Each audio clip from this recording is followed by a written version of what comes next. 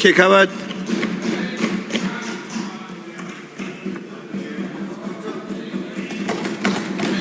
माननीय अध्यक्ष महोदय, राजस्थान विधानसभा लोकतंत्र का मंदिर है और लोकतंत्र का सूत्रवाक्य होता है जनता का, जनता के लिए और जनता के द्वारा चुना गया शासन।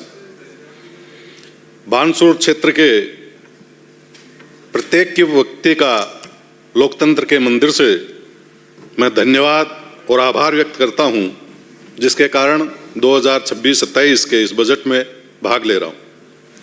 माननीय मेरे विधानसभा को वित्त मंत्री जी, मुख्यमंत्री भजनलाल जी ने अभी तक लगभग 200 करोड़ के कार्य दिए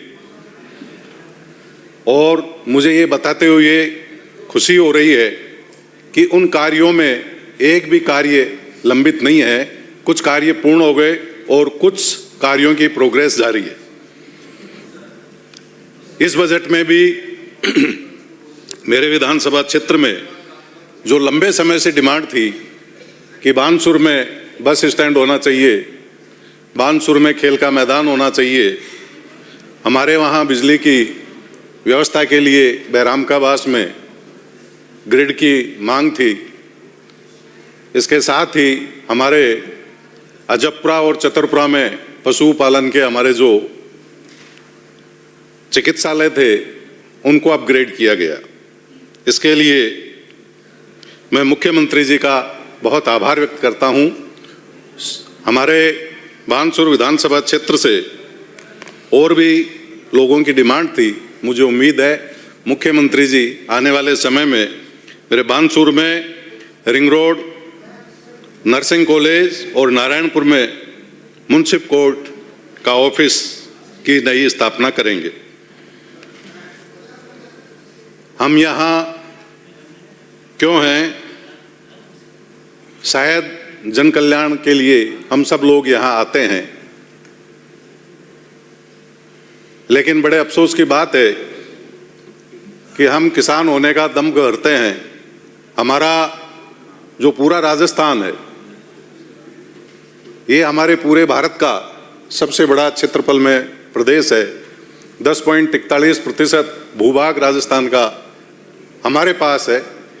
मुझे बड़ा अफसोस है कि हमारे पिछली सरकार को एक दिन भी ये सोच नहीं रहा कि इतनी बड़ी जो हमारी जनसंख्या, हमारी आबादी और हमारा जो ग्रामीण परिवेश है, जो खेती पर निर्भर है, क्योंकि गाँव में 75% अभी भी आबादी है और उसमें अधिकतर लोग खेती पर निर्भर हैं या पशुपालन पर निर्भर है। पूरे भारत में हमारे पास जल के जो संसाधन है, सतही जल 4% है, लेकिन राजस्थान में केवल 1%।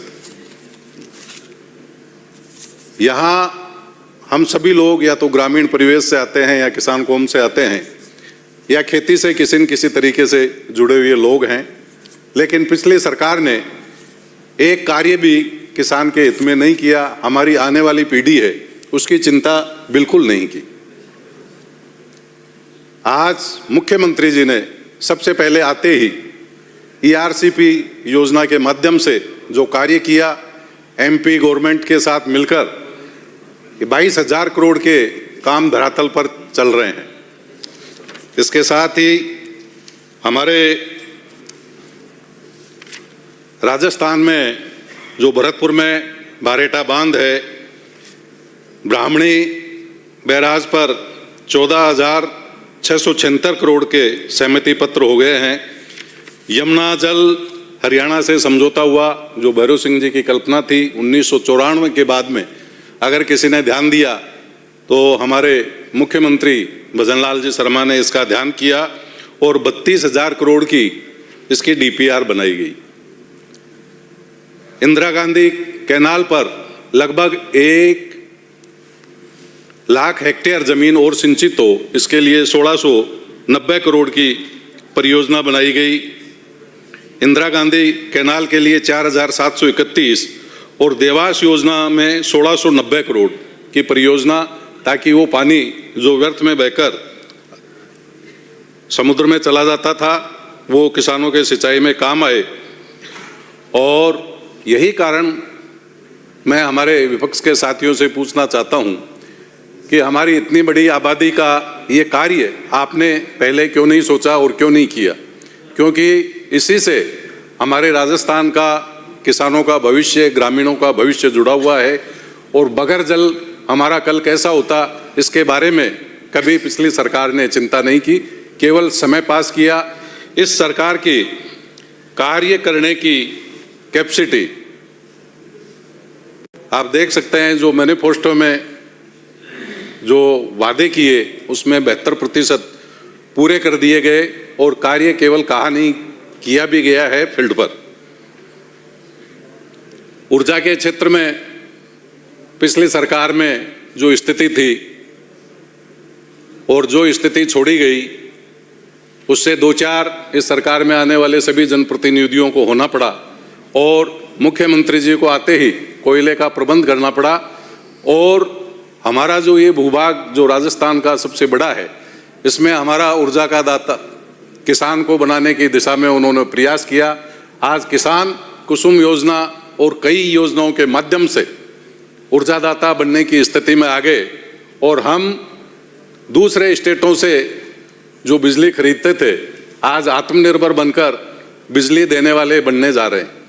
हमारे यहाँ मुख्यमंत्री जी ने जो रिसर्जेंट राजस्थान किया और उद्योगपतियों को आमंत्रित किया, एक राजस्थान में आम धारणा ऐसी बन गई थी कि ये एमओयू हो जाते हैं लेकिन काम नहीं होता। पहली बार मुख्यमंत्री जी ने इस पर ठोस कार्य किया, धरातल पर कार्य किया और उसी का कारण है कि 7 लाख करोड़ से ज़्यादा कार्य हमारे धरती पर फील्ड पर उतर चुके हैं। और ये जमीन, ये बड़ा भूभाग शिवराज जी पाटिल जो हमारे देश के जल शक्ति मंत्री हैं, उन्होंने भजनलाल जी की कार्य क्षमता को देखते हुए, इनकी सोच को देखते हुए ये कहा है कि ये राजस्थान जल प्रदेश भी बनेगा। तो जल प्रदेश और ऊर्जा प्रदेश बनने से राजस्थान कितना सशक्त होगा, यहाँ का किसान कितना सशक्त होगा। और ये जो मुख्यमंत्री जी की दूरदृष्टि है उसको इंगित करता है। मैं ये कहना चाहता हूं कि ऊर्जा के क्षेत्र में मुख्यमंत्री जी ने अभी जो 2 लाख करोड़ के कार्य चल रहे हैं, इसके कारण से सौर ऊर्जा और अक्षय ऊर्जा में हम टॉप पर बने हुए हैं। और मेरे विधानसभा क्षेत्र की अगर मैं बात करूं तो मेरे वहाँ बहुत ज़्यादा वोल्टेज की प्रॉब्लम थी। बानसूर में 100 MVA का हमें ट्रांसफार्मर उपलब्ध कराया गया, नारायणपुर में 25 MVA का हमें ट्रांसफार्मर उपलब्ध कराया गया।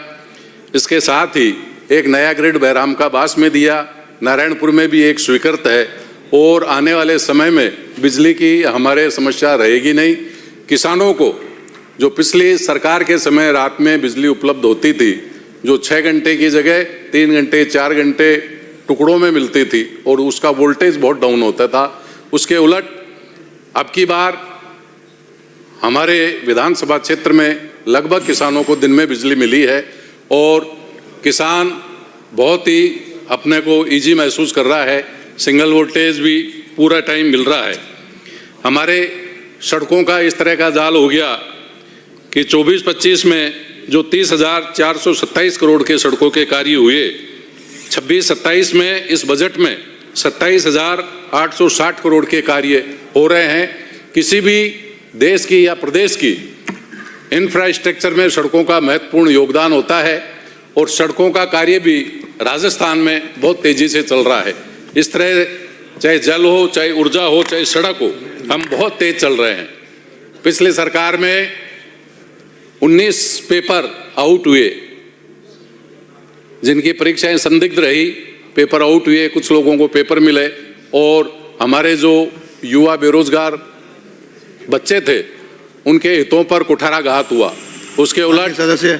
उसके उलट इस बार सारी ही परीक्षा रोधी बिल्कुल नकल रुकी हुई है और मुख्यमंत्री जी का मैं बहुत आभार व्यक्त करना चाहता हूँ। आपका धन्यवाद। रूपेंद्र कुन्नर। अध्यक्ष जी, सबसे पहले तो मैं आपका